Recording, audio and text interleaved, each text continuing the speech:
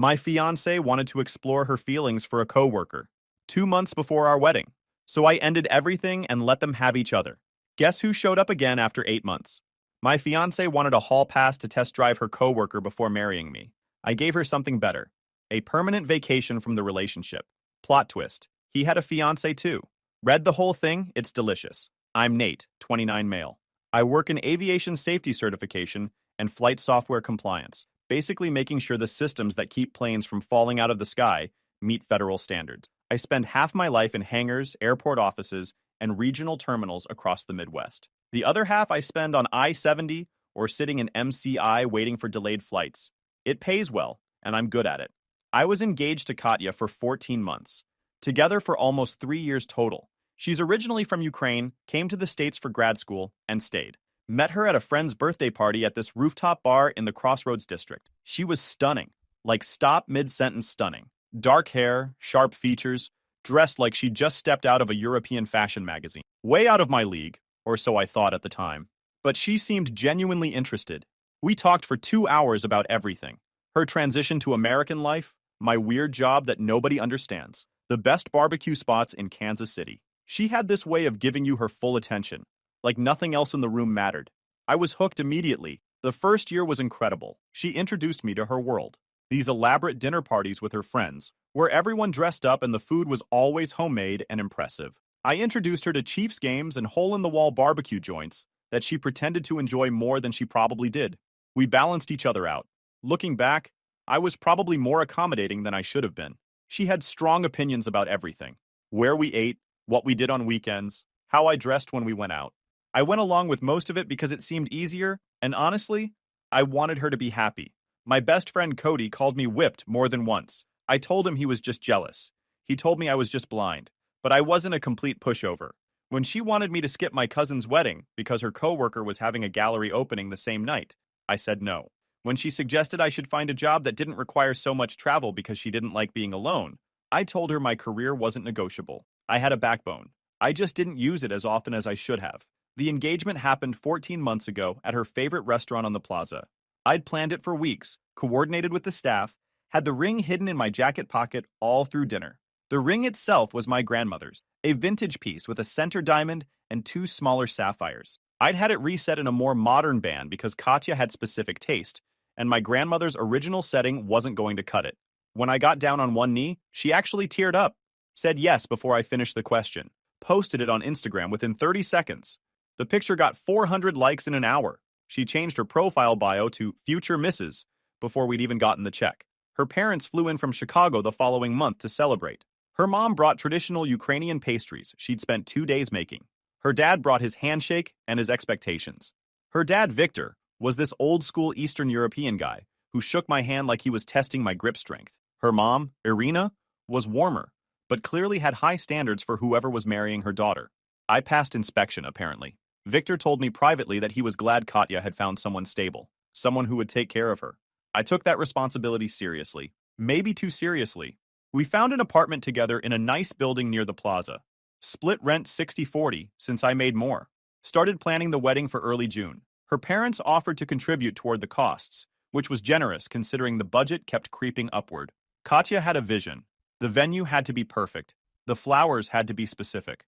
The guest list kept expanding because she couldn't possibly exclude anyone from her social circle. By the time we locked everything in, we were looking at 140 guests, a venue in Parkville with a river view, a 6-piece band, and a photographer who'd shot weddings for Kansas City Chiefs players. Total budget had ballooned to $62,000. Her parents were contributing $20,000, I was covering the rest. Every vendor had deposits down. Save the dates were on refrigerators across 3 states. I went along with all of it. Wrote checks, nodded at fabric samples, pretended to care about the difference between ivory and eggshell. Because that's what you do when you're building a life with someone. You compromise. What I didn't realize was that I was the only one compromising. 2 months before the wedding, everything was locked in. Venue booked. Caterer confirmed. Photographer scheduled. Save the dates sent. Her dress was being altered. My suit was ordered. We were on the countdown. And then Tuesday happened. I'd just gotten back from a 3-day trip to Wichita, certifying some avionics upgrades for a regional carrier. Long days in a stuffy hangar, reviewing documentation, running tests, dealing with mechanics who thought compliance was a suggestion. I was tired. but it was a good tired. The kind that comes from doing your job well. Katya was sitting at our kitchen table when I walked in. She had this look on her face I'd never seen before. Serious, but also almost rehearsed. She told me she needed to talk to me about something important. About us. About the wedding.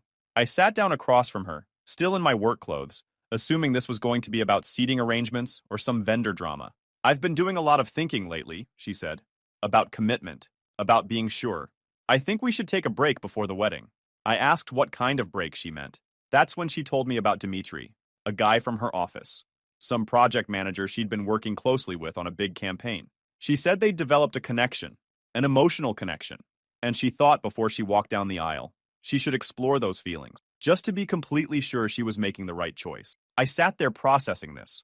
My fiancée, 2 months before our wedding, was asking permission to pursue another man, a coworker, someone she saw every single day while I was traveling for work. I asked her how long this had been going on. She got defensive, said nothing had happened. They'd just been talking, getting close.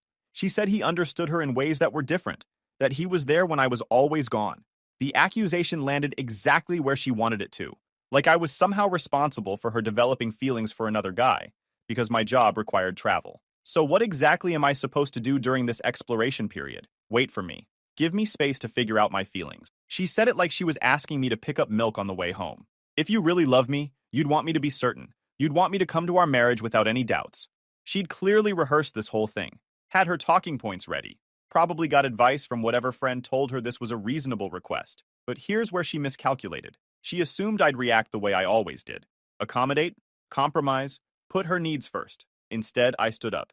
No, no break, no exploration, no waiting around while you figure out if some other guy is a better option. We're either getting married or we're not.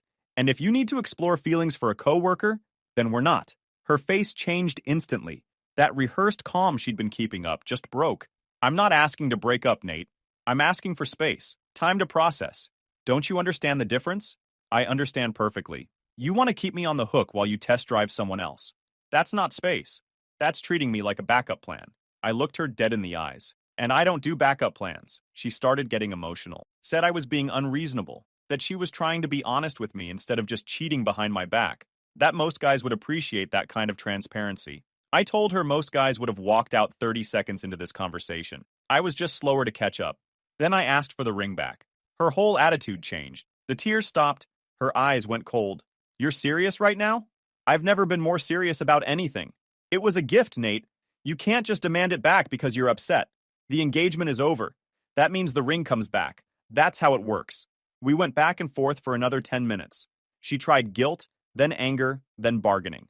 I didn't budge. Finally, she pulled the ring off and threw it at my chest. I caught it, clean, right out of the air. She grabbed her purse and headed for the door. Before she left, she turned around, eyes blazing. You will never find someone as beautiful as me. No one is going to love you the way I did. You're making the biggest mistake of your life. Then she slammed the door so hard the pictures on the wall rattled. I stood there in our apartment, holding my grandmother's ring. And the weird thing was, I didn't feel sad. I felt relieved, like I'd been waiting for the other shoe to drop for months, and it finally did. Then I texted Cody. His response came back in under a minute. Finally, bro, took you long enough to grow a pair. Want hot wings? I'm on my way.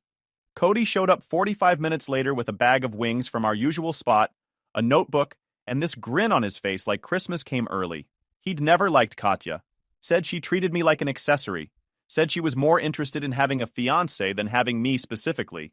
I always defended her. Told him he didn't understand her. Told him he was being unfair. Turns out he understood her better than I did. He dropped the wings on the table, cracked open a can of energy drink, and pointed at me. Walk me through everything. Start to finish. Don't leave anything out. I walked him through the whole conversation. He listened without interrupting, which was rare for him. When I finished, he just shook his head. Honestly, I'm surprised it took this long. A woman who posts your engagement ring before she even calls her mom isn't in love with you, bro. She's in love with the announcement. He had a point. Then he pulled out the notebook and uncapped a pen. We're approaching this like a project. Deliverables, timelines, dependencies. You're serious right now? Dead serious. Most guys fumble breakups because they react emotionally instead of strategically. We're making sure you're not fumbling the bag. Wait, what? Shut up and listen, Nate. Within 20 minutes, he'd mapped out everything I needed to handle. The apartment lease, the wedding vendors, the joint accounts, the shared subscriptions, the narrative control.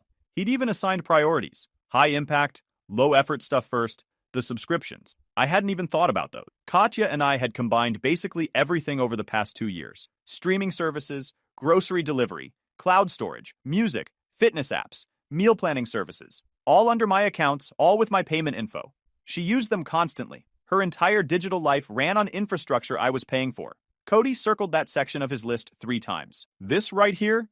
This is the petty satisfaction column. Not necessary for the breakup, but important for morale. He grinned. My morale specifically. I told him I didn't want to be petty. It's not petty, it's practical. Why should you pay for services for someone who just asked to explore another guy? He leaned back. Besides, watching her get logged out of everything one by one is going to be special. He had a point there too. But first, I had a more important message to send. I knew Katya, knew how she operated. The second she calmed down, she'd start working on the narrative, calling friends, texting family, framing this as me overreacting to a reasonable request. By morning, I'd be the villain who abandoned her over a simple conversation about feelings. I needed to get ahead of that. I typed out one text message, kept it short, factual, no emotion. Katya asked me tonight to take a break from our engagement so she could explore her feelings for a coworker named Dmitry. I declined and ended the engagement. The wedding is canceled. I wanted you to hear this from me directly. I sent it to her parents, her sister, and 3 of our mutual friends who I knew would spread it further. Then I turned off my phone and finished my wings. Cody called this the narrative lock. Said in any breakup, whoever controls the story controls the outcome.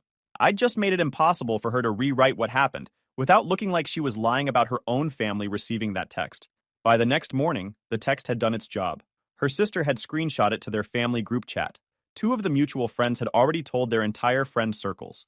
One guy I'd sent it to worked with Katya at her agency, and by lunch, her whole office knew. Not from gossip, from the actual facts, sent by me, before she could spin anything. She tried anyway, told people I'd overreacted to a simple conversation about pre-wedding nerves. But when people asked follow-up questions, her story fell apart. The details didn't match, the timeline didn't work, and everyone had already seen my text with the name Dmitry in it. Next, I called Victor, her dad. I'd always respected him, and I figured he deserved a real conversation, not just a text. He answered on the second ring, his voice heavy. He'd clearly already read the message. Is it true, Nate? What you wrote? Every word, Victor. He went quiet for a long moment, and I could hear him breathing on the other end. Then he asked what I needed from him regarding the wedding costs. I told him I'd handle canceling everything, and we could split whatever deposits were non-refundable. He'd contributed around $20,000 toward the venue, catering, and other vendors. I offered to cover the losses myself since I was the one ending it. No. His voice was firm. My daughter made this mess. I'm not letting you pay for her mistakes. In my family, when someone breaks their word, they bear the consequences, not the person who was wronged. Then he said something that stuck with me. He said he'd raised Katya to know better than this, that he'd tried to teach her that trust was something you build, not something you throw away for excitement. He said he didn't know where he went wrong, but he was ashamed of what she'd done. I told him it wasn't his fault. People make their own choices. That's generous of you, more than she deserves. I could hear Irina in the background, upset, asking what was happening. Victor told her they'd talk about it after he finished with me. Before he hung up, his voice softened. I hoped you would be part of this family, Nate. You're a good man. My daughter is a fool. That hit harder than I expected. Coming from an old-school Ukrainian father who probably wasn't easy to impress, it meant something. Wednesday morning, I started making calls. The venue coordinator was understanding but firm about the cancellation policy. We'd lose about $8,000 total between their deposit and the caterers. Victor handled that call himself, insisted on it. The photographer refunded most of my deposit since she was able to rebook the date quickly. Said she was sorry things didn't work out, but she'd seen enough to know that calling it off now saved everyone more pain later. The florist kept $1,500. The DJ kept $500. The band was the biggest hit after the venue. $3,000, non-refundable, no exception. I called the rental company for the tables and chairs, the bakery, the calligrapher who'd done the invitations, the hotel where we'd blocked rooms for out-of-town guests. By noon, I'd made 14 calls and watched about $13,000 go up in smoke on a wedding that wasn't happening. By Wednesday afternoon, the wedding website was gone. I'd built it on a platform under my email, so I just deleted the whole thing. The registry disappeared with it. All those carefully selected kitchen items and fancy linens, gone. The visual proof of our upcoming marriage, erased. Cody had suggested this specifically. Said for someone like Katya, the public-facing stuff would hurt more than anything private. Her whole identity was wrapped up in how things looked to other people. Remove the optics, remove her power. He wasn't wrong. She started blowing up my phone around 4 that afternoon. Texts, calls, voicemails. She'd apparently gone to show a friend the registry and found nothing. Then checked the wedding website. Nothing. Then called the venue and found out her own father had canceled everything. Her messages got increasingly frantic, then angry, then threatening. She said I was trying to humiliate her, that I'd gone behind her back to her own family, that I was being vindictive and cruel. I didn't respond to any of it. That evening, I logged into all our shared accounts. Streaming services first, changed the password on the main one, removed her profile, moved to the next platform. Same process. Cloud storage, grocery delivery, music, fitness app, meal planning service, language learning app she'd used exactly twice. Everything. Cody was sitting across from me watching and grinning. He'd brought snacks. Looked like the Michael Jackson gif. "This is better than any show we could have been watching on those streaming services," he said, stuffing chips in his mouth. I know it was petty, but Cody was right. Why should I keep paying for someone who just tried to put me on a shelf while she shopped around? The texts that came after that were something else. Apparently, she'd been in the middle of a show when everything logged her out. Then tried to order groceries and got declined.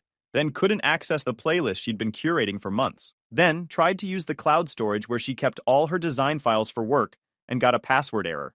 The messages progressed through several stages. Confusion first, then realization, then anger. She even sent me angry voicemails. Her accent was slipping. "You cancel everything? Everything? I am in middle of show, Nate. You are so petty, so childish. I cannot believe I waste 3 years on you.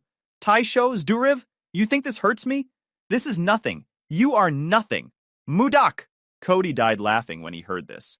"Bro, she's having an existential crisis. She tried to sign up for her own accounts, but apparently some of the premium features I'd been paying for weren't available on the basic plans. She sent another round of messages, asking if I was seriously going to make her pay full price for services she'd been using for free for 2 years. I didn't respond to any of it. That's the best part," Cody said. The silence. Nothing's going to drive her crazier than you not engaging at all. I slept better that night than I had in months. The apartment situation was the big one. We were both on the lease, which ran through October. Breaking it early would mean penalties, and I didn't want to deal with months of awkward cohabitation while she figured out her next move. Plus, there was the issue of her trying to make my life difficult. Apparently, after the subscription shut down, she decided to fight back.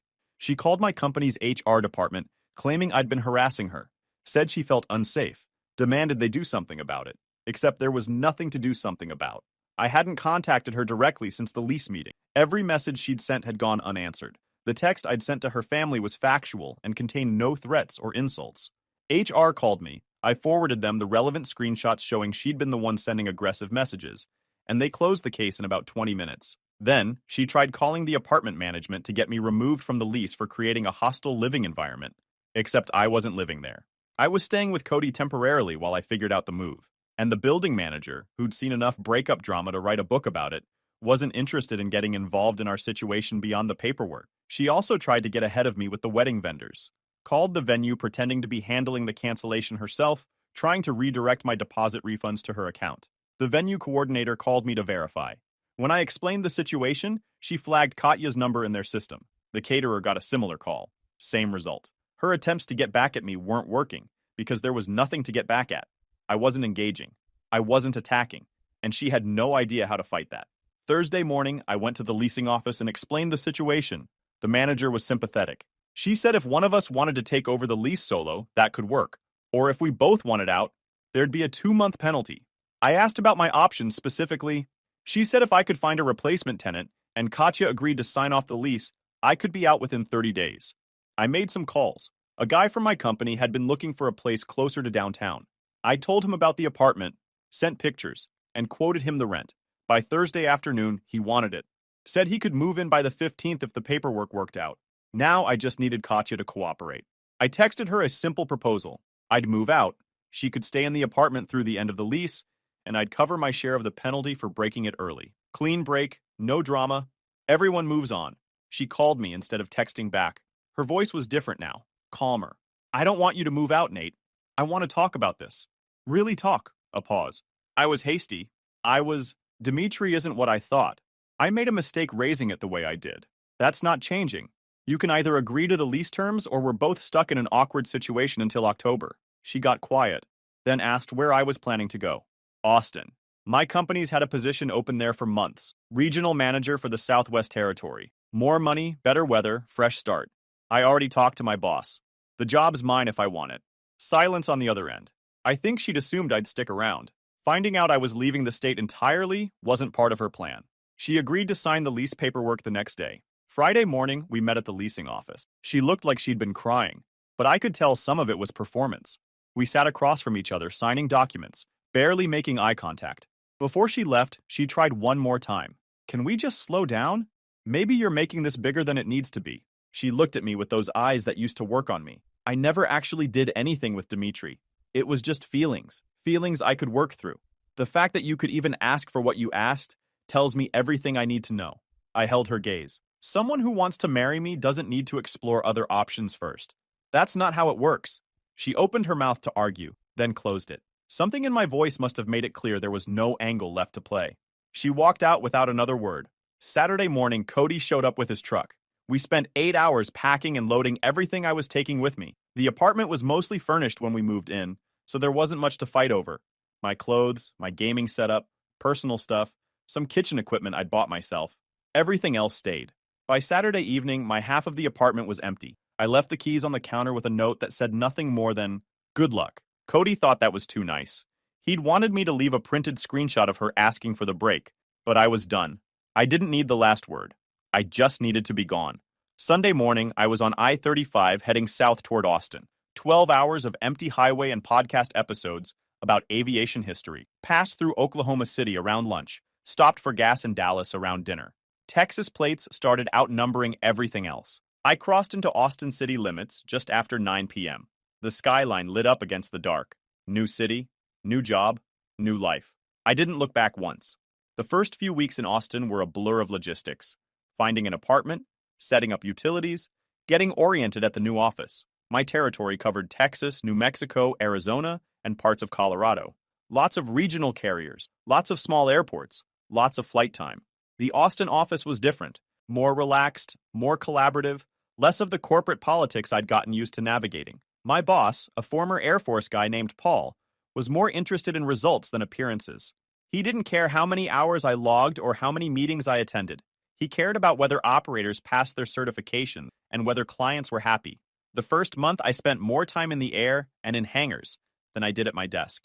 El Paso 1 week for a comprehensive documentation review. Phoenix the next week for software certification testing. Then driving to some tiny airport in the Hill Country where a charter company needed compliance consulting because their previous specialist had botched something and they were facing fines. Every successful certification was another win.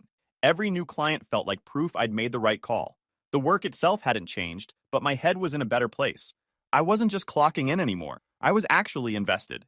The work kept me busy, which was exactly what I needed. Cody kept me updated on the KC situation. He'd maintained connections with some mutual friends who were happy to share information. And man, it was a mess. Katya had tried to spin the narrative for about 48 hours before giving up. My text to her family had made that impossible. Her own father was telling people she'd asked for a break to pursue a coworker. Her own sister was saying she couldn't believe Katya would throw away what she had. The story was out, and it wasn't flattering. She'd apparently doubled down on Dimitri after I left. Figured if she'd lost me over him, she might as well see what was actually there. They started dating officially about 2 weeks after I moved. Cody sent me updates like a sportscaster. Week 1, they were inseparable, eating lunch together in the office every day. Week 3, she was posting couple pictures with captions about finding her person. Week 5, she introduced him to friends as her boyfriend. It was moving fast, which made sense. She needed to prove the whole thing was worth it. Then week 8 happened. Dimitri had a fiancée, not an ex-fiancée, a current fiancée, a woman in Chicago who he'd been engaged to for over a year. Katya was a side piece. The emotional connection, the late nights at the office, the understanding that she felt was so special and different from what she had with me. All of it was just entertainment for a guy who was bored with his actual relationship and saw an easy target. She found out when the fiancé found her Instagram. Apparently, some photo Katya posted had location data that didn't match Dimitri's supposed work trip. The fiancé did some digging, found Katya's profile, connected the dots, and discovered a whole relationship her future husband had been hiding. The confrontation happened publicly, comments on Katya's photos calling her out, messages to mutual friends explaining the situation, screenshots shared across multiple platforms. The fiancé had receipts, text messages between Dmitry and Katya, a restaurant reservation he'd made under a fake name, hotel charges on a credit card statement. She posted everything.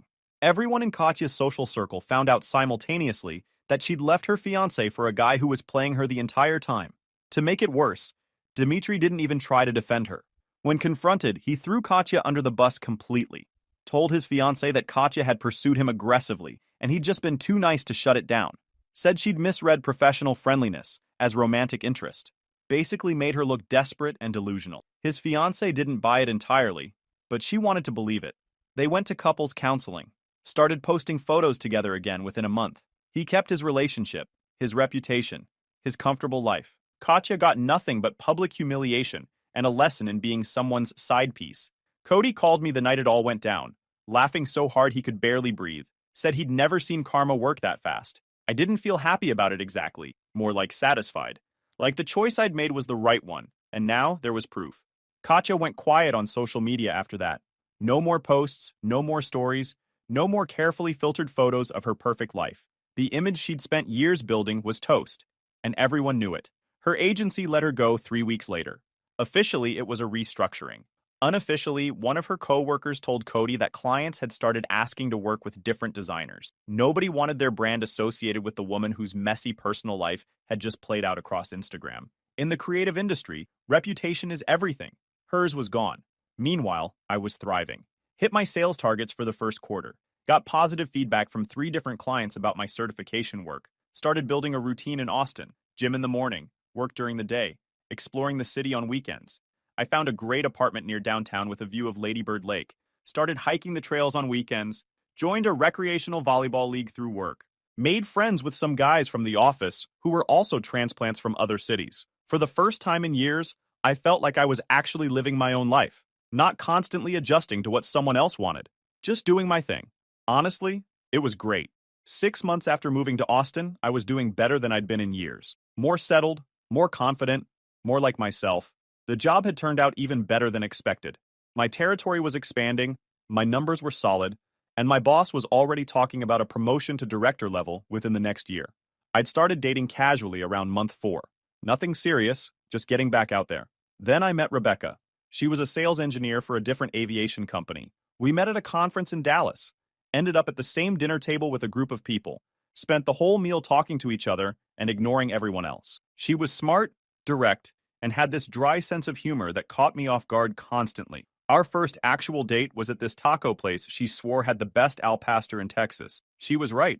We talked for 3 hours and it felt easy in a way my relationship with Katya never was. She knew my story, the abbreviated version at least. She didn't push for details, just said it sounded like I'd handled it the right way and changed the subject. With Rebecca, I just existed. She liked me for who I actually was. When I came home exhausted and wanted to just order pizza and watch something mindless, she was into it. When I wanted to spend a Saturday hiking instead of at a trendy brunch place, she grabbed her boots. Cody met her when he came down to visit. His verdict? She was a keeper.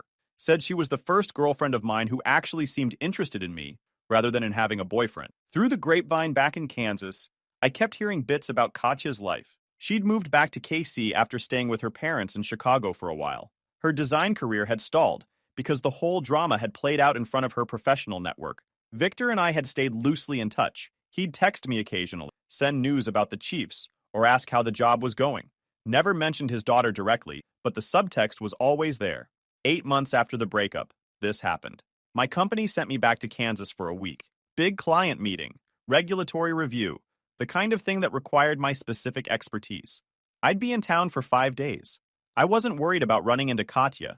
I knew she'd moved back to Kansas City from Chicago, but it's a big place.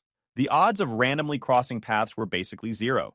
The work went smoothly. 4 days of meetings, inspections, and documentation reviews. By Thursday evening, I was finished and had one free night before my flight home Friday afternoon. Cody insisted on meeting up. Suggested this new place in the Crossroads district that had opened after I left, supposed to have great food. I agreed. The restaurant was packed when I got there. Cody had grabbed a table near the back. Already had an appetizer ordered. We spent the first hour catching up properly. His work, my work, Rebecca, his latest dating disasters. Normal stuff. Then I saw her. Katya was across the restaurant with 2 women I didn't recognize. She was dressed up, full makeup, the whole presentation. But something was off. That confidence she used to have looked forced now, like she was trying too hard, laughing a little too loud, scanning the room to see who was noticing her. I watched her for about 30 seconds. She'd lost weight. The outfit looked cheaper than her usual style. The agency job must not have been paying what her freelance work used to. She hadn't noticed me yet. I debated whether to leave, but Cody had already turned to see what caught my attention. When he spotted her, his face split into this huge grin. "Don't you dare leave," he said, keeping his voice low. "This is perfect. The universe is handing you a gift wrapped in a bow. Accept it gracefully." I told him I didn't need any kind of drama. He said it wasn't about drama. She needed to see me happy, moved on. That would do more than any words ever could. So I stayed, kept talking, kept eating my food. About 20 minutes later, she noticed. That fake happy look on her face flickered for a second before she put it back on. She touched up her lipstick using her phone camera, then walked toward our table. Cody leaned back in his chair. "Hey, boy, don't give her anything," he said quietly. She stopped at our table. "Nate, I didn't know you were back in town. Just in for work. Leaving tomorrow." I didn't stand up. Didn't offer her a seat. She stood there for a moment, clearly expecting more. When I didn't offer anything, she pressed on. "How are you doing? Is Austin treating you well?" A pause. "Are you seeing anyone?" "Austin's good. Job's great. And yeah, I'm seeing someone, going really well." The look on her face was priceless. That moment when she realized the backup plan she'd been counting on wasn't there anymore. "Are you happy?" she asked. "Actually happy?" "Yup, I am. I've been thinking about everything, Nate. I know now that what I asked for was wrong. I wish I could take it back." I nodded. "I appreciate you saying that." She waited, expecting more. "I hope you find what you're looking for, Katya." Then I turned back to Cody and picked up my fork. She stood there for a few seconds, not knowing what to do. I didn't look up. She walked away without another word. Cody waited until she was back at her table before he spoke. "Dang, did you see her face?" I shrugged. "Yeah, whatever." He raised his glass. "Here's to growing a pair at exactly the right time." He grinned. "I'm telling this story at every barbecue for the rest of my life. Knock yourself out." We finished our meal. I caught a flight home to Austin the next day. Rebecca picked me up from the airport. She hugged me and asked about my trip. We grabbed dinner at our usual spot. And honestly, I've never been happier. Guys, we are so close to hit 100,000 subscribers on this channel. If you are not subscribed to the channel, please consider subscribing. It really helps hit that 100,000 mark. Thanks for making this dream come true.